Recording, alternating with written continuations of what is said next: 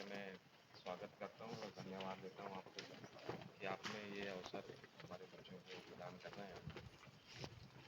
इस कार्यक्रम का सर इस विज़िट का उद्देश्य ये है कि हमारे विश्वविद्यालय में एक इनोवेशन सेल की स्थापना हो और इनोवेशन सेल की स्थापना जो है फ्यूचर इनोवेशन काउंसिल के तहत जो भारत सरकार का जो काउंसिल है इसके तहत ये स्थापना हुई है। और इसमें इसका उद्देश्य विशेष तौर पे ये है कि जैसे कि आने वाले समय में बहुत सारे जॉब्स की बड़ी प्रॉब्लम्स हो रही हैं। हर कोई चाहता है कि गवर्नमेंट सेक्टर में जाना चाहता है, लेकिन गवर्नमेंट में नहीं भी जाना चाहता है। दूसरे ऐसे बहुत कम अवसर हैं उनके, यहाँ पर ये बच्चे जो पास आउट बच्चे हैं, जो ग्रेजुएट बच्चे हैं, जो पोस्ट ग्रेजुएट बच्चे हैं और इवन पीएचडी करने के बाद भी बहुत बड़ी कम इनके अवसर हैं इनके पास। तो भारत सरकार का ही एक उद्देश्य के तहत ये प्रोग्राम शुरू हुआ है, जिसमें बच्चे अपने पढ़ाई के अलावा या कोई नौकरी के अलावा भी ऐसा कुछ काम करें, ऐसे कुछ इनोवेशंस करें जिससे कि खुद अपना व्यवसायी बने, सेल्फ एम्प्लॉयमेंट बने और लोगों को भी एम्प्लॉय प्रदान कर सकें। तो ऐसी बहुत सारी तकनीकी हैं, बहुत सारे ऐसे इनोवेशंस हुए हैं, बहुत सारे संस्थानों में हुआ है। तो एग्रीकल्चर एक बड़ा ऐसा संस्थान है जिसमें दिन प्रतिदिन हम लोग देखते हैं कि कुछ ना कुछ नया हो रहा है। तो वो नया कैसे हो रहा है, नया की आवश्यकता क्यों है, कुछ नवाचार करने की ज़रूरत क्यों है या इनोवेशंस करने की ज़रूरत क्यों है। तो जैसे हम लोग फूड की बात करते हैं ना, फूड ग्रेन में बहुत एक सिंपल सा कॉन्सेप्ट उद्देश्य हमारा ये है। हम डे बाय डे पॉपुलेशन जो है हमारी बढ़ रही है कि नहीं। हम लोग अभी 25 में नंबर 1 हो जाएंगे, 140 करोड़ के आसपास हो जाएंगे, चाइना से भी आज पार हो जाएंगे। तो एक सबसे बड़ी प्रॉब्लम ये है, और पूरे वर्ल्ड का केवल 2% हमारा देश का भूभाग है, 2.5% का। और इस इतने छोटे से भूभाग में विश्व की सबसे ज़्यादा जनसंख्या है। तो समस्या है, खाने की समस्या है। क्यों? क्योंकि हम अपना ज़मीन तो बढ़ा नहीं सकते ना, जो हमारी लैंड है वो हम तो नहीं बढ़ा सकते उसको भी, हमारी लिमिटेशन है, बंधे हुए हैं हम लोग। तो ऐसी स्थिति को ध्यान में रखते तो क्या किया जाए, तो वेराइटल इम्प्रूवमेंट किया जाए या वेराइटीज़ डेवलप की जाए या हाई यील्डिंग वेराइटीज़ को डेवलप की जाए, ये सोच आया, ये नया इनोवेशन आया। क्योंकि ज़्यादा से कम जगह से हमको ज़्यादा से ज़्यादा उपज चाहिए होगी, तभी तो हम लोगों की आवश्यकताओं की पूर्ति कर सकते हैं, है ना। पूरे विश्व की 16% 100 में से 16 लोग हम लोग हैं। इतने ही 100 में से पूरे विश्व में जानवर जो है ना, उसमें से 15 जानवर हमारे यहाँ। तो आप सोचिए कितनी बड़ी आने वाले समय में क्राइसिस होने वाला। और तो और 75% आबादी हमारे रूरल ट्राइबल एरिया में रहती है आज भी वो फॉरेस्ट पे, वनों पे या नियर बाय सराउंडिंग्स पे डिपेंडेंट है। तो जलाव लकड़ी वगैरह ये सब की भी बहुत आवश्यकता है। वहाँ तो गैस पहुँचा नहीं, पहुँचा है क्या? बस्तर के इंटीरियर में नहीं पहुँचा, आज तक नहीं पहुँचा। तो इन सब चीज़ों की समस्याओं को हम लोगों को कुछ ऐसा करना है कि जिससे कि कुछ नया हो सके, कुछ हमको लोगों की जो समस्याएं हैं वो हम कम कर सकें। तो हमें उस तरफ सोचना होगा, और वही सोचने की अब आवश्यक समय ना, इग्नोर मतलब उसको ऐसे छोड़ देने का नहीं है। यार ये प्रॉब्लम हो रही है मुझे, हम लोग कैसे बहुत अपनी खुद की प्रॉब्लम होती तो कोशिश करते हैं जल्दी से जल्दी उसका समाधान ढूंढें। 10 दिन पैदल आएंगे ना, तो चौथे दिन 11वें दिन कहेंगे कि नहीं यार मैं साइकिल से चलता हूँ, मैं बस से चलता हूँ, या जो भी हमारी इशूज़ है। किसी फ्रेंड को कॉल करता हूँ, 10 किलोमीटर पैदल नहीं आऊँगा तो 1 किलोमीटर चला जाऊँगा। तो ये इनोवेशन, ये दिमाग है। तो ऐसे ही इनोवेशंस हम लोग को करना है। छोटी छोटी जो प्रॉब्लम्स हो रहे हैं उसको सोचना है, समझना, उसको इग्नोर नहीं करना, उसके समाधान ढूंढना। और समस्याओं का समाधान ढूंढने वाला ही आगे बढ़ेगा, आगे वाला है वो समय। ये बिल्कुल तय है, लिखी की गई बात है। जो समस्या का समाधान नहीं कर सकता है ना, सिर्फ प्रॉब्लम में रहना चाहता है, तो फिर वो आगे बढ़ना बहुत मुश्किल है, बहुत ही डिफ़िकल्ट रहेगा उसके। तो ये एक ऑप्शन है, ये अपॉर्चुनिटी आप सबको मिल रही है। हम लोग यहाँ पे मशरूम का कैसे कल्टीवेशन होता है वो समझेंगे, हम जानेंगे इसको। और हमारा काजू का प्रोसेसर, काजू का भी क्षेत्र है हमारा बस्तर जो है, तो काजू को कैसे प्रोसेस किया जाता है, जिन लोग काजू डायरेक्ट खाते हैं। जैसे आप लोग इस्मान में सुने हैं क्या सर मशरूम के बहुत अच्छे साइंटिस्ट हैं, इतने बड़े साइंटिस्ट हैं छत्तीसगढ़ में। बटन मशरूम में ही स्टार्ट किया हूँ, हाँ। तो पहले होता नहीं था यहाँ पे, बटन कल्टीवेशन नहीं करते थे, तो अभी तो सभी जगह करने लग गए हैं। करने लगे आप हाँ, काम, लेकिन इनिशिएट तो हाँ आपने इनिशिएट किया पूरे छत्तीसगढ़ में। पहले तो 6 जगह शुरू किया था मैं, जी जी उसके बाद अब बहुत बढ़ गए हैं। सर। तो मशरूम का भी आप लोग को बताएंगे, वैसे ही मिलेट का प्रोसेसिंग। हाँ आजकल जानते हैं मिलेट का कितना डिमांड है ना। सही है। वो मेडिसिनल प्रॉपर्टी भी है, इसलिए आजकल पहले बोलते छोटे लोग का था वो भोजन, आज बड़े लोग का भोजन हो गया है। उसका प्रोसेसिंग कैसे करते हैं वो भी यहाँ दिखाएंगे। सर ने जैसे कहा कि केसू का, उसका हम अर्चड भी दिखाएंगे, अभी फ्लावरिंग स्टेज में है। ग्राफ्टिंग वगैरह भी हाँ, करते हैं। उसका ग्राफ्टिंग करते हैं, उसका हमने हाइल्डिंग वैरायटी वैरायटी डेवलप करने के लिए हाइब्रिडाइजेशन का प्रोग्राम भी चलता है, वो भी दिखाएंगे। हमारे साइंटिस्ट लोग सभी दिखाएंगे।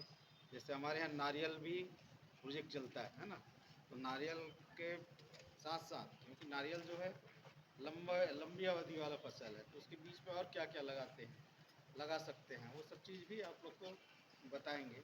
जैसे सर कह रहे थे कि छोटे से जगह पे हम बहुत सारे जो और भी इंटरप्राइजेस है उसको कैसे एक साथ कर सकते हैं, वो मॉडल भी हमारे यहाँ है, वो भी आप लोग को दिखाएंगे। और आप लोग अच्छे से समझ भी पाएंगे उसको कि छोटे से जगह में हम लोग कितना हम लोग आगे कमा सकते हैं, क्योंकि नौकरी तो मिलना नहीं है, हमको ऐसे ही छोटा छोटा चीज़ को लेके चलना पड़ेगा, तभी हम लोग आगे बढ़ेंगे।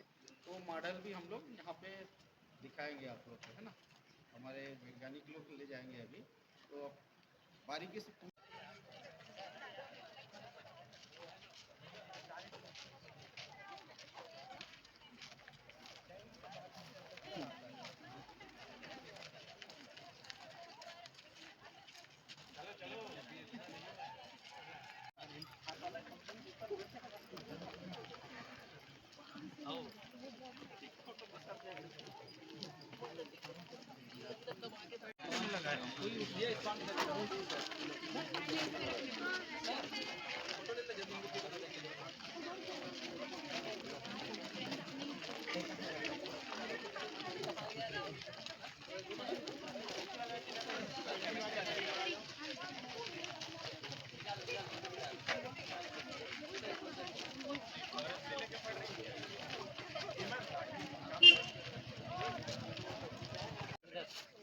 बोलो मशरूम, बोलो मशरूम।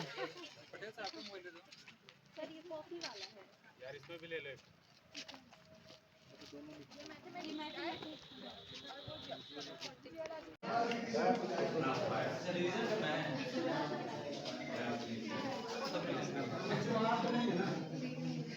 हेलो, थोड़ा सा आगे आ रहा था।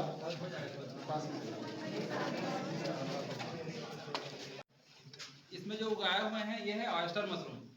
ठीक है, 3 टाइप का मशरूम हम कल्टीवेशन फार्म में लेते हैं, ऑयस्टर, बटन और पैरा मशरूम। बटन मशरूम जानते हैं, मार्केट में मिलता है, संजय मार्केट में गोल गोल, वो बटन मशरूम है। पैरा मशरूम जो पैरा में उगता है ना, उसको बोलते हैं पैरा मशरूम। और जो हमें कल्टीवेशन फार्म में लाए हैं इसको बोलते हैं ऑयस्टर मशरूम। ठीक है, सबसे चीपेस्ट मेथड है ऑयस्टर मशरूम, इसके बाद थोड़ा सा खर्चा आता है पैरा मशरूम में, बटन मशरूम में ज़्यादा ही खर्चा आता है। ठीक है, उसके लिए हमको रूम टेम्परेचर मेंटेन करना पड़ता है, उसको एसी में करना पड़ता है। ठीक है, एसी में करेंगे साल भर कर सकते हैं। ऑयस्टर मशरूम और पैरा मशरूम को भी हम साल भर कर सकते हैं, सिर्फ 2 महीना गर्मी को छोड़ के। बहुत ज़्यादा गर्मी होता है तो हमको पानी ज़्यादा देना पड़ता है, इसलिए हमारा ग्रोथ अच्छा नहीं होता है, इसलिए हमको 2 महीने छोड़ना है। ठीक है, आ रहे पीछे सुनाई। हाँ, तो ऑयस्टर मशरूम का मेथड सुन लो। ये जो बैगिंग किए हुए हैं, धान का हो चाहे गेहूं का, किसी का भी पैरा का टुकड़ा करना है हमको। ठीक है, 2 से 3 सेंटीमीटर इतना लंबा में। ठीक है, उसको टुकड़ा को हमको 100 लीटर पानी में डुबा देना है। उसमें हमको फॉर्मेलिन और बाविस्टिन डालना है, जो कि हमारे जो अदर माइक्रो ऑर्गेनिज्म हैं उनको हमको किल करने के लिए। ठीक है, कौन कौन सा डालेंगे? फॉर्मेलिन और बाविस्टिन। क्वांटिटी बता दे रहा हूँ, 6 से 7 ग्राम बाविस्टिन कम से कम करना है, 4 से 5 लेयर भी कर सकते हो। ठीक है, हमारा उसके बाद क्या हो गया, बिजाई हो गया। उसके बाद जो पॉलीथीन हमारा पैक है इसमें हमको पिन से 15 से 20 होल करना है। होल करने से क्या होगा? एरेशन के लिए जो हमारा ये है माइसेलियम है, इसको ग्रोथ के लिए एयर चाहिए, है नहीं, और मॉइस्चर तो हम बना के रख दिए हैं, उसको भिगा दिए हैं। तो 1 किलो 120 रुपये का आता है। एक पाव कितने रुपये का हुआ? 30 रुपीज़ का। 30 रुपीज़ से आपका 4 बैग बनेगा, ठीक है। एक बैग में 1 किलो तक निकलेगा spawn. 1 kilo sorry mushroom 1 kilo बेचेंगे मशरूम तो हमको 200 रुपये प्रॉफिट है। यहाँ हमारे यहाँ 160 रुपये किलो में आपको खरीदी मिल जाएगा, ठीक है। आप बेचेंगे 200 तक बेचेंगे, चलो 150 भी बेचते हैं तब भी कितना फ़ायदा है आपका। ये हम पहले एक बार बता चुका हूँ, 150 रुपये में अगर एक बैग में हमको प्रॉफिट मिल रहा है, 150 रुपये निकल जा रहा है, और हमारा टोटल कॉस्ट इसका 150 रुपये तक आ रहा है मैक्सिमम, उससे ज़्यादा कॉस्ट नहीं आ रहा है। देखो 30 रुपये का ये आया है नहीं, पानी फ्री में आता है, पैरा फ्री में आता है, बॉयस्टिन फार्मेलिन बोला वो भी 50 रुपये का बॉयस्टिन आता है 50 ग्राम। हमको डालना उसको भी कितने भाग डिवाइड कर सकते हैं, वो भी मुश्किल से 2 से 3 रुपये पड़ रहा है। तो हमारा कॉस्ट 100 रुपये में हमारा लगभग हो जा रहा है पूरा। हमको बनाना कितना है? 16 बैग बनाना है। एक बैग से हमको 150 रुपये निकल रहा है, तो बाकी 15 बैग का प्रॉफिट में गया।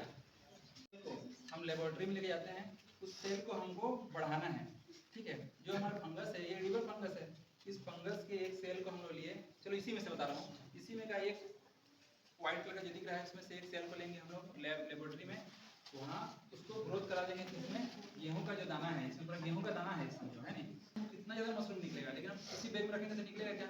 नहीं निकलेगा। इसको बढ़ाना पड़ेगा, तो इसको बढ़ाएंगे तो हम लोग इसमें डालेंगे। तो जो देखा जाए तो इसको लोकल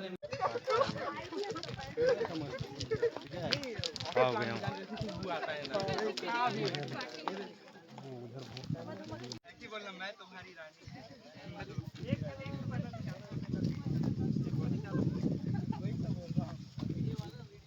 वीडियो वाला वहाँ जाके वीडियो बनना चाहिए, ठीक है। Yes sir. आ गए हो इधर वीडियो दिखाना। Yes sir. शांत रहेंगे, सुनेंगे थोड़ा सा इधर। नीचे कोई नहीं करेगा। ये इधर देखेंगे, ये मधुमक्खी पालन हो रहा है। ये देखो पूरा पूरा हनी भी इसमें, नहीं मत करो मत करो, अरे निकाल सकते हैं एक आदमी हाथ धुले। मत करो, एक आदमी दे दिया।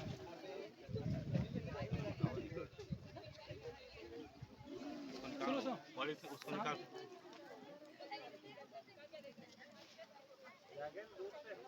यस ये सर। देखो ये देखो हो गया, रख दो आप, रख दो। सबको दिख गया जी। सबको दिख गया, ठीक है। जाके दिखाई दिया।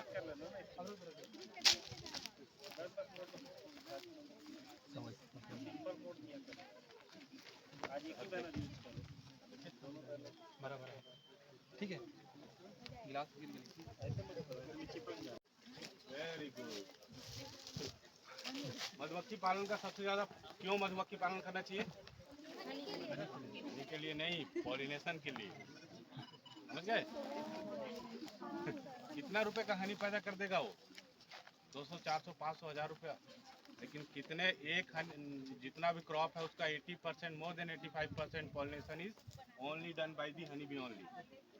अगर वो हनी बी बस ना हो तो आइंस्टीन ने बोला था ना, अगर सिर्फ हनी बी अर्थ से हट जाए, जूलॉजी वाले पीपुल, तो आने वाले 4 सालों में इंसान भी खत्म हो जाएगा। क्यों खत्म हो जाएगा? क्योंकि पॉलिनेशन नहीं होगा। पॉलिनेशन नहीं होगा तो क्या होगा? फूड नहीं मिलेगा। अब बिना खाए फिर जी लो 4-5 साल जितना भी, ठीक है। लेकिन अभी विज्ञान उसी के भरोसे नहीं है, बिना पॉलिनेशन के भी जीएन के थ्रू फूड्स बन रहे हैं, ठीक है ना। जूलॉजी वालों को पता होगा, जूलॉजी है ना। होता है इसलिए यहाँ का नाम रखे हैं रिसर्च स्टेशन। तो हमारे यहाँ 8 प्रकार के एग्री चलते हैं, all India coordinated research project. इसमें एक है हमारा ट्यूबर, दूसरा है नारियल प्लांटेशन क्रॉप, तीसरा है cashew, rice, rapeseed and mustard, पीछे देखेंगे सरसों वाला है नहीं, और मिलेट, एक्रिप रबर, रबर भी आ गया है, राइस और एक्रिप राइस, ठीक है। इस तरह से हमारे पास 8 प्रकार के आयोजन हैं। होता क्या है, हम लोग यहाँ पे रिसर्च करते हैं। जैसे यहाँ पे ये देखेंगे, ये है ट्यूबर कंद फसल। तो ये जो एरिया दिख रहा है ये है ट्यूबर डाइवर्सिटी वाला एरिया है। इतने प्रकार के देखो ट्यूबर हमारे पास अवेलेबल है यहाँ पे।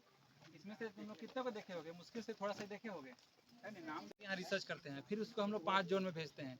अपने यहाँ रायपुर में, बिलासपुर संभाग, दुर्ग संभाग और सरगुजा संभाग, वहाँ भी हम लोग इसको ट्रायल में लगाते हैं। उस शुरू से हाँ, उसके बाद गिनते जाओ, एक एक है ना, उसके बाद हनी बी और उसके बाद नारियल, उसके बाद वर्मी कम्पोस्ट, है ना।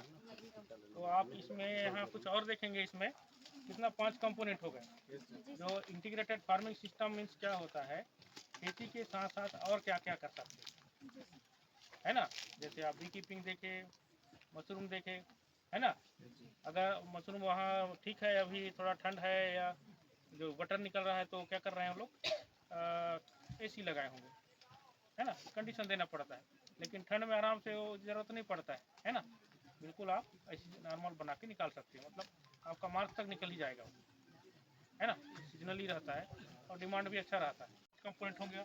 छठवां कंपोनेंट आपका क्या हो जाएगा, मछली पालन। उसके बाद क्या है, डेयरी, फसल उत्पादन, मुर्गी पालन, बतख पालन, और एक है वेजिटेबल। और तो मतलब कितना कंपोनेंट हो गए लगभग, है ना। 5 और 5 10 11 11 12 कंपोनेंट। ये आपके ऊपर निर्भर करता है कि आप कितना रख सकते हैं। अब जितना कंपोनेंट रखेंगे उतना फायदेमंद है ना।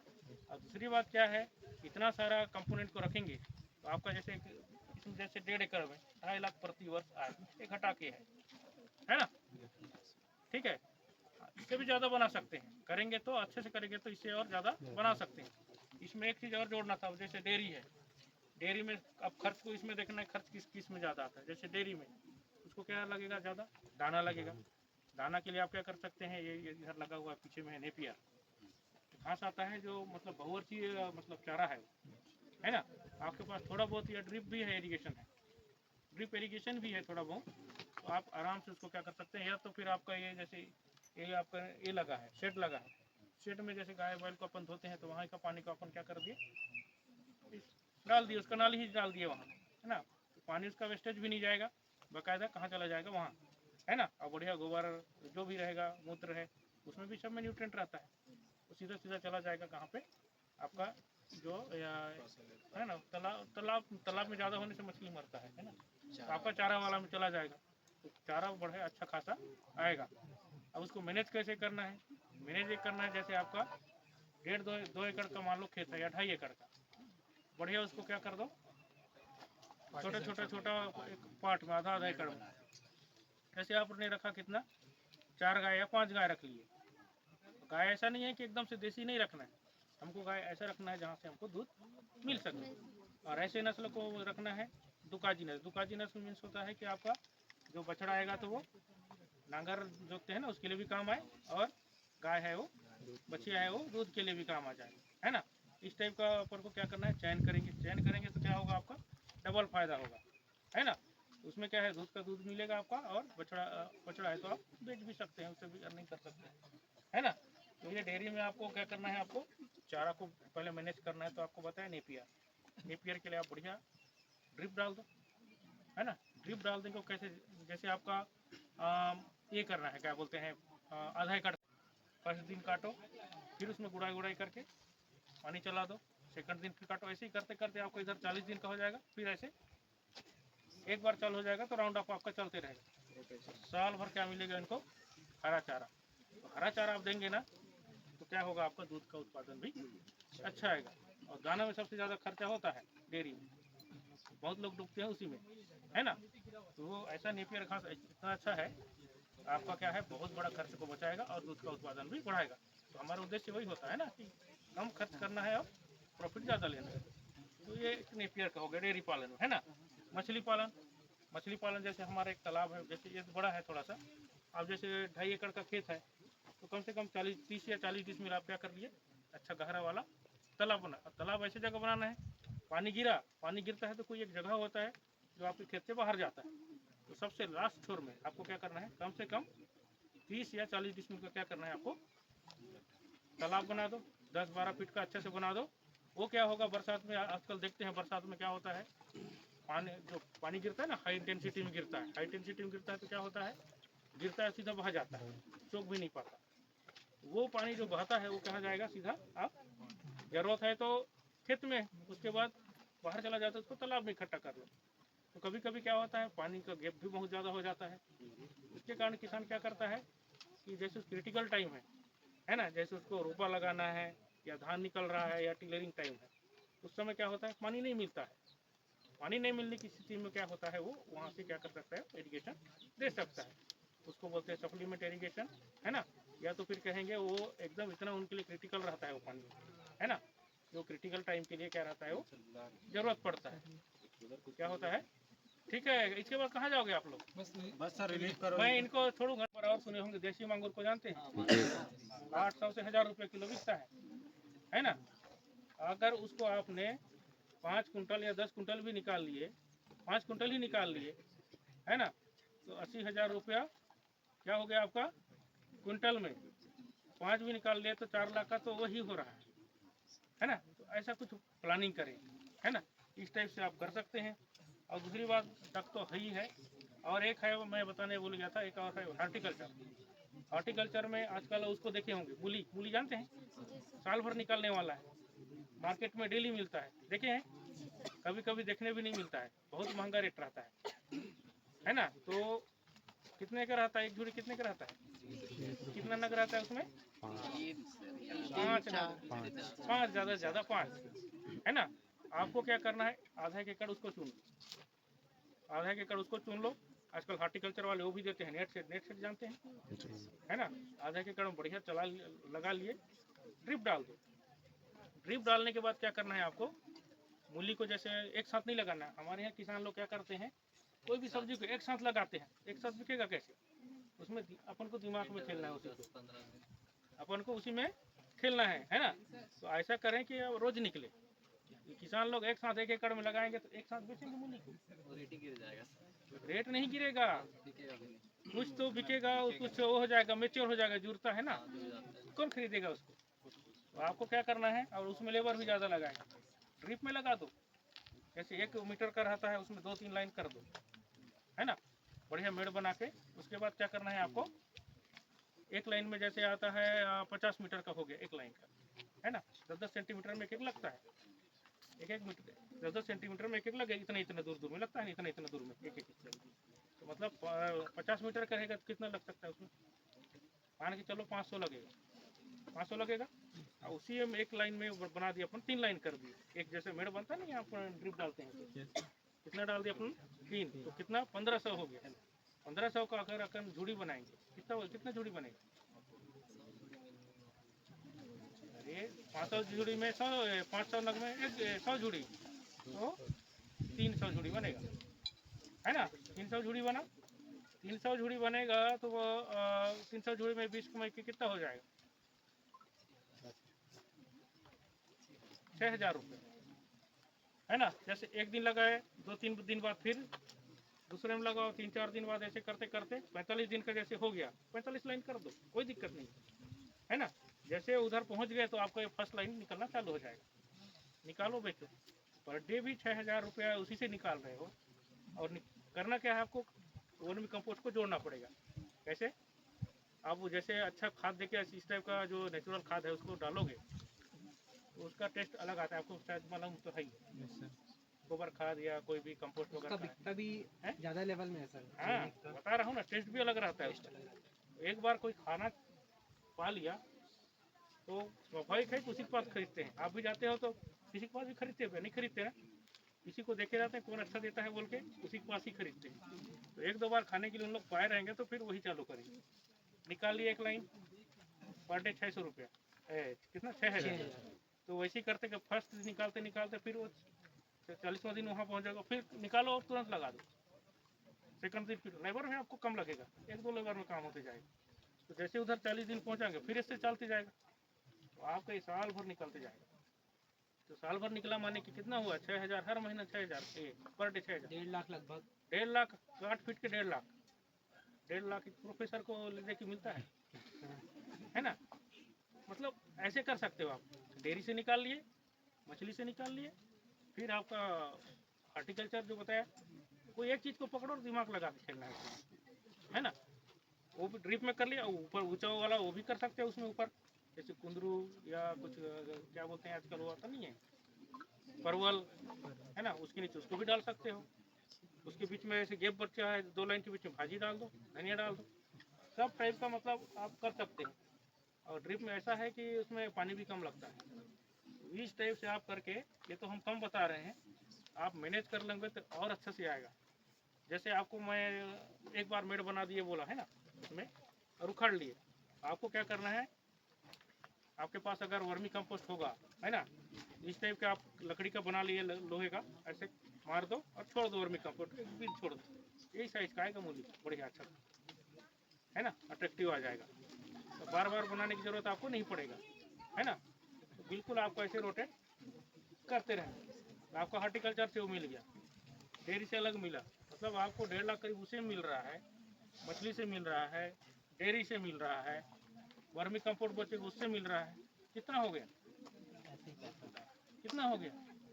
नौकरी का क्या क्या नौकरी ज़्यादा पैसे नौकरी से ज़्यादा है ना, तो लोगों को रोजगार भी मिलेगा ना, रोजगार भी दोगे और बढ़िया उसका मालिक है ना। बहुत रहेंगे। तो बशर्ते ये है कि आपका थोड़ा सा कस्बा या नियरेस्ट 5-10 किलोमीटर सिटी के आसपास हो तो और ज़्यादा बेटर है।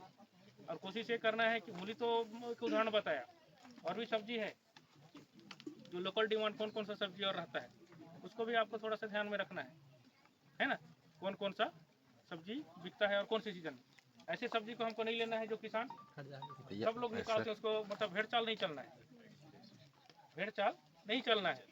वो लोग जो निकालते हैं उसको छोड़ दो, दूसरा करो। जैसे सीजन में भी जैसे टमाटर एकदम सस्ता हो गया, 10 रुपये बेच रहे हैं तब भी घाटा नहीं है टमाटर में, 50 पैसा 1 रुपया बेचते हैं तब घाटा है। उस कंडीशन में आप आलू को ले लो, चेंज कर दो। टमाटर को ज़्यादा रख नहीं सकते ना, है नहीं। वो अलग बात है कि बीच में एक बार 200-300 रुपये किलो हो गया तो लोग करोड़पति बन गए उसी में, है ना।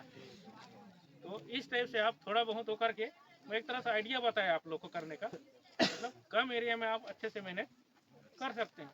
और अपना एग्रीकल्चर ऐसा है कि कोई एक चीज़ को एक दो को पकड़ लिया तो फिर समुद्र है वो, तो कहीं भी पकड़ लिया तो अच्छे से कर लिया। तो बता रहा हूँ ना, वर्मी कंपोस्ट में 10 लाख कमा रहा था वो छिंदवाड़ा में, तो हम लोग देखे थे आँख के सामने, वो भी 2002 में 8-10 लोग को वो भी दे रहा था, और बढ़िया अच्छा खासा वो किनारे किनारे, जैसे आपका एक खेत है ना, किनारे किनारे बढ़िया उसका ये बना दिया था ऐसा लकड़ी का, और उसी में ऐसे टाका बना दिया था, और बीच में बढ़िया फूल है ना, और ऊपर में जैसे शेड बना दिया, किनारे किनारे लौकी डाल दिया, सिर्फ बीज डाला है, पानी तो दे ही रहा है, न्यूट्रिएंट भी वहीं से मिल रहा है। पढ़ा चढ़ गया, चढ़ने के बाद नेचुरल सेट कर दिया, एक ट्रैक्टर भर के उसमें लौकी निकाल रहा था, लौकी आपका ये क्या बोलते हैं, तोरई, दोड़का है ना, सब स्मूल गार्ड है ना, कुमड़ा है, रखिया भी बहुत बिकता है। इस टाइप को कर सकते हो तो नेचुरल वो हो जाएगा। मतलब काम ऐसा दिमाग लगाना है, काम एक करना है, 2-3 फायदा मिलना चाहिए। और वर्मी कंपोस्ट भी नहीं भी बिका तो उसमें करो, नहीं बिकने वाला चीज़ नहीं है वो, खराब होने वाला चीज़ भी नहीं है ना। तो आराम से आप कर सकते हैं, छोटा सा गोदाम बना लिए, इनको वो कर लो, बाकी लोकल डिमांड के हिसाब उतना ही करो जितना आप बेच सके। तो किसान लोग जनरली करते नहीं हैं, ऐसा नहीं करना है, आपको सिर्फ दिमाग लगा के करना है, पर हर रोज निकले, हर रोज निकले। गाजर को भी वैसे कर सकते हो, है ना। तो इस टाइप से आप अच्छा खासा कर सकते हो। तो इसी को क्या बोलते हैं, खेती के साथ साथ हम क्या करते हैं, मछली पालन, डेयरी पालन, फसल उत्पादन, मुर्गी पालन, है ना, सब्जी उत्पादन, आपका बी कीपिंग, आप वो कर रहे हो तो कुछ रख सकते हो। मशरूम तो है ही है, सीजन में आपको मशरूम उसमें भी ज़्यादा मेहनत नहीं है, थोड़ा सा कर दो, उसके बाद काट काट के बेचते रहो। मतलब इतना सारा यूनिट से आपको मिलते जाएगा, पैसा तो कितना हो जाता है ना। तो 1.5 लाख तो 1 महीना का बोले, 2 लाख से ऊपर, 2.5 लाख से ऊपर चला जाएगा महीने का, है ना। और दूसरी बात, बहुत अच्छा चीज़ भी खाओगे, है ना। जब आपका ये बनेगा तो कंपोस्टिंग करोगे तो आपका फार्म में सब चीज़ में हो जाएगा, है ना। तो कुछ तो समझ में आया होगा, है ना। अगर किसी के यहाँ खेती बाड़ी होगा 2.5-3 एकड़, है ना, तो अच्छे से कर सकते हो, आराम से कर सकते हो। ऐसा कोई चिंता वाली बात ही नहीं है कि, अब बता रहा हूँ ना, नौकरी सबको नहीं मिलेगा, कितना मिलेगा देख तो रहे हो ना, मारा मारी है।